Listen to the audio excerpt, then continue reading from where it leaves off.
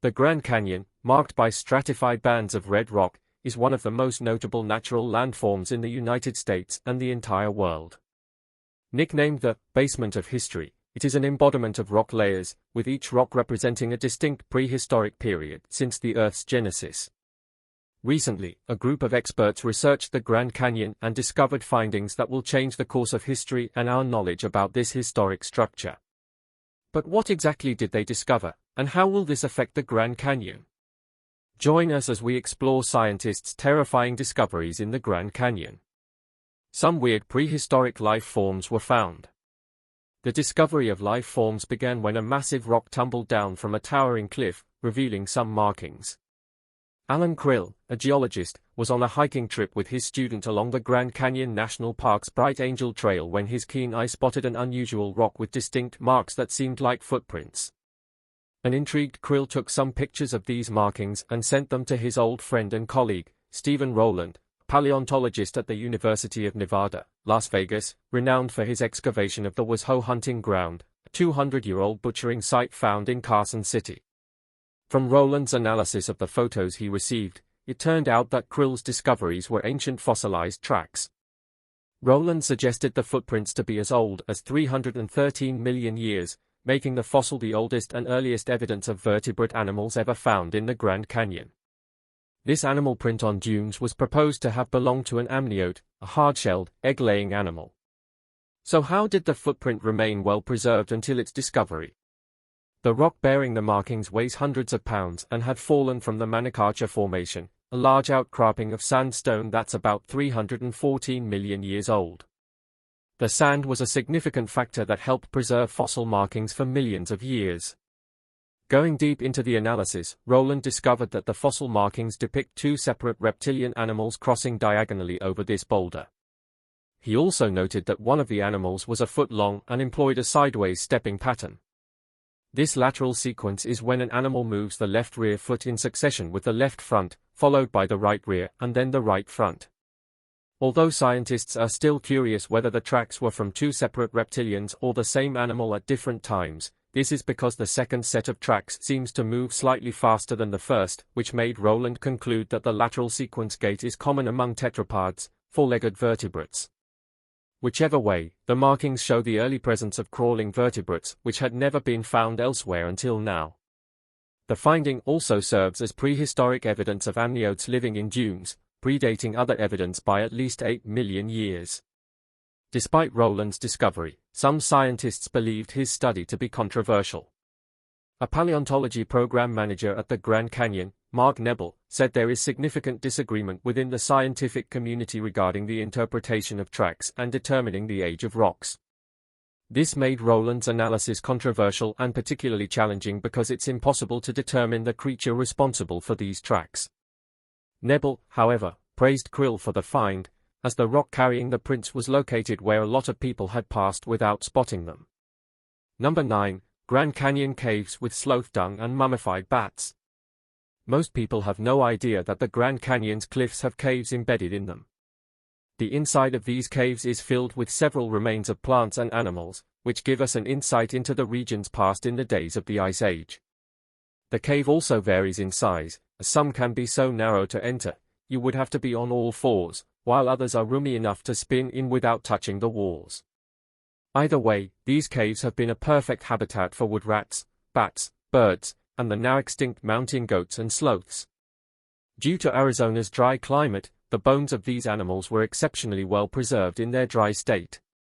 This remarkable preservation allowed researchers to gain valuable insights into the events that took place 40,000 years ago during the Ice Age.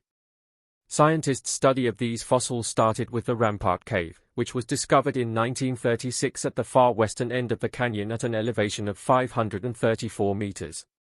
Scientists found several piled-up dungs, like bowling balls scattered on the floor, and they looked as though they were excreted in recent times. However, it was discovered that they were made by a roughly 9-foot-long, 500-pound sloth that had been extinct for over 10,000 years. When these dungs were analyzed through radiocarbon dating, they were said to have been in the cave for a long period between 11 to 40,000 years old.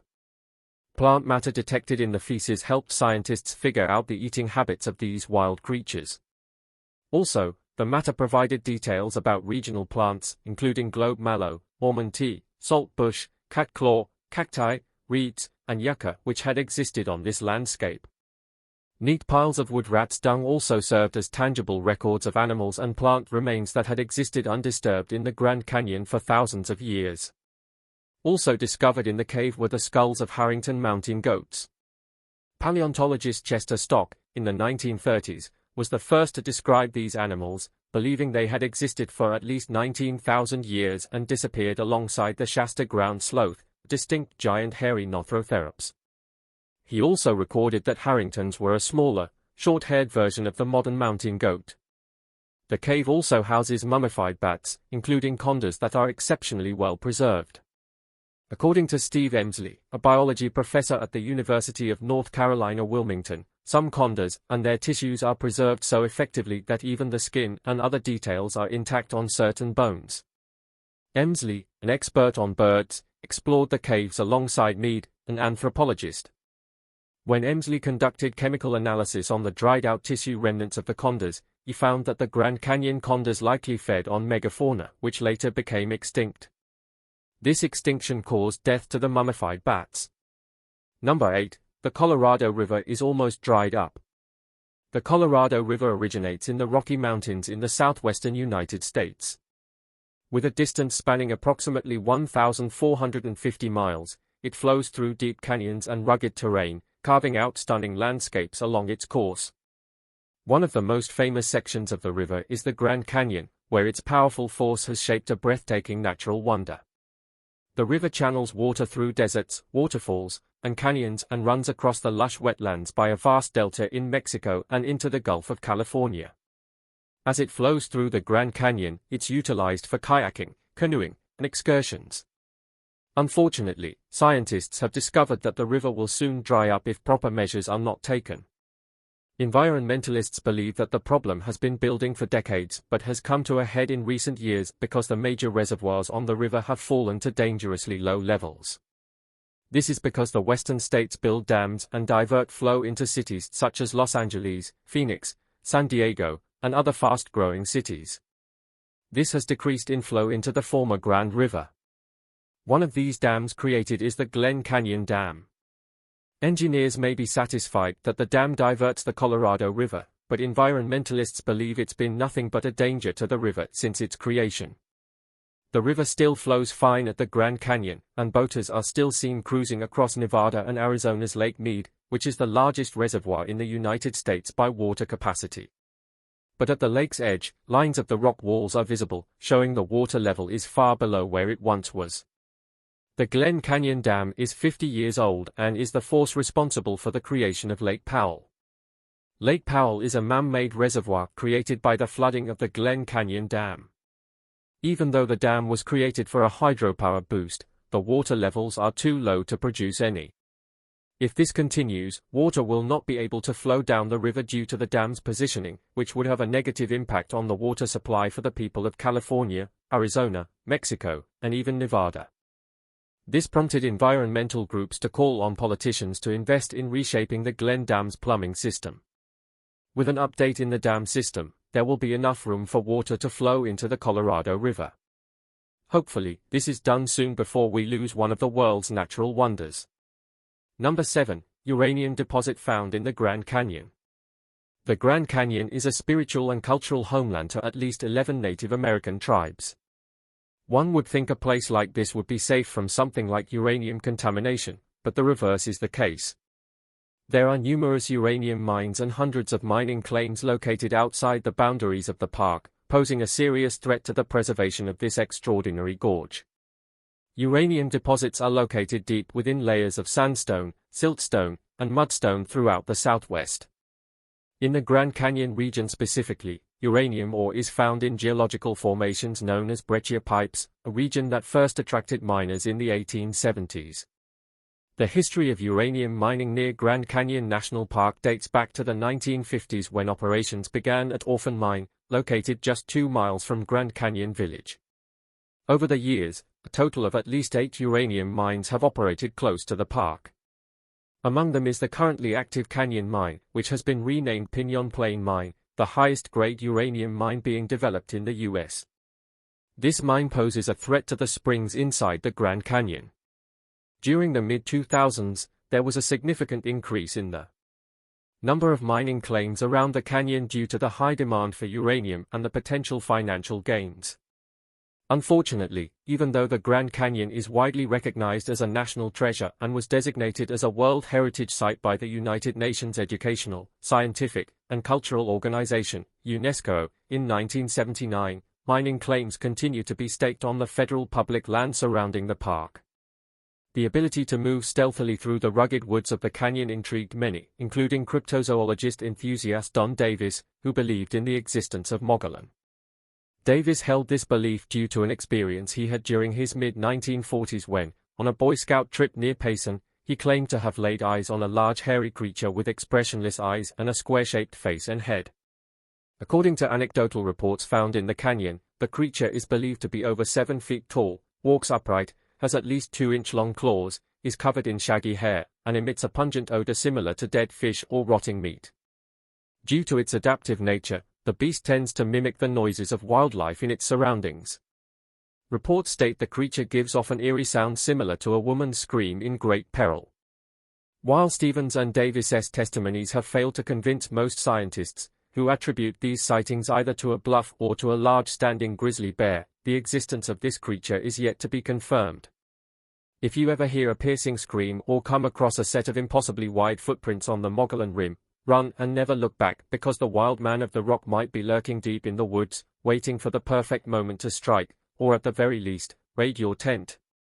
During the Cuban Missile Crisis of 1961, as fears of bombing lingered, President John F. Kennedy sought to create a safe place in case of attack and found the Grand Canyon to be the perfect spot for protective measures. He built luxury suite caves and supplied each cave with enough food to support over 2,000 people for at least a month. As the bomb never dropped, the suite, which took 4 months to complete, became a tourist spot where visitors to the Grand Canyon can still take refuge. Nestled about 220 feet beneath the surface and referred to as the world's quietest, darkest, and oldest underground hotel, this remarkable geological marvel boasts caverns and walls dating back over 65 million years. The emergency rations stored remained fresh and usable even after 40 years due to the Grand Canyon's naturally dry climate, which preserves everything in it. As for amenities, the lounge area has a television, record player, beds, and a library to ensure the comfort of those in the suite. Additionally, this special suite even has running water, with several hundred gallons brought down to the cave by hand. Thanks to the super dry, zero underground humidity climate, these edibles are still usable today because of the dry conditions. No other form of life, including rats, insects, and other animals, can survive living at this depth to ruin the stash. However, it's not entirely private, as the suite is shown as part of the attractions in the national park. To experience this luxury, you have to pay a night rate of $900. The Grand Canyon stretches approximately 277 miles long, up to 18 miles wide, and reaches a depth of over a mile. Its sheer size and the intricate layers of rock exposed along its walls provide a unique geological record spanning billions of years of Earth's history. The story of the Grand Canyon begins roughly 70 million years ago during the late Cretaceous period when the region was a relatively flat landscape. Over time, tectonic activity and the uplift of the Colorado Plateau caused the land to rise, setting the stage for the canyon's formation. Around 6 million years ago, the Colorado River, which flows through the region today, started to carve its way through the rising plateau. As the river cut deeper and deeper into the rock layers, it exposed a wide range of geologic formations showcasing millions of years of Earth's history. As the Colorado River continued to flow, it eroded the layers of sedimentary rock, primarily composed of sandstone, limestone, and shale, that make up the canyon walls. While the river was the main driver of the Grand Canyon's formation, other factors also played a role. Climate changes over millions of years influenced the rate of erosion, with colder periods increasing the power of glacier and freeze-thaw cycles and warmer periods allowing for more abundant water flow. Additionally, the presence of harder rock layers, such as resistant sandstones, slowed down erosion in some areas, resulting in the formation of dramatic cliffs and steep slopes. Visitors to the Grand Canyon can witness the ongoing process of erosion as the Colorado River continues to shape and reshape this remarkable natural wonder. It stands as a testament to the dynamic forces of nature and serves as a vivid reminder of the Earth's geological past. In 2021, a body was found at the Grand Canyon about 430 feet below the rim at Yavapai Point.